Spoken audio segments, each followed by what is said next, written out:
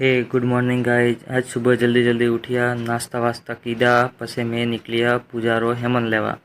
पछे वटाती मोय लीधा कृष्ण भगवान रे मस्त मस्त छोटे छोटे कपड़े। ये देखो कितने अच्छे। आ हेमन घरे दिन मोय निकलिए दुकाने। वटे देखो देश रो झंडो, भारत माता की जय हो। पछे मैं पहुंचवा आया दुकाने। अरे बाप रे, पटके रे पटके, हेवी ड्राइवर है आ तो। दुकाने दुकाने आवीने देख्યું કે ભારે વરસાદ ચાલુ हुआ है। वरसाद उबो रहवारो नाम ही नहीं लेता है, का करनो में। पसे हुई रात, लाइट वाइट चली गई। फिर हमने सोचा कि अब चलते हैं घर। घर जा ही रहे थे कि गाड़ी में पेट्रोल ख़त्म हो गया, तो आ गए पेट्रोल भराने। पेट्रोल की टंकी की दी फुल। फिर घर आ ही रहे थे कि पासो देखो ना झंडो। ये हेवी ड्राइवर फोन पर बात करता करता गाड़ी हिला दे रिया है। पसे मैं आया घरे। अब हम जा रहे हैं सोने। और हाँ, आप वीडियो को लाइक एंड सब्सक्राइब करना ना भूलें। बाय।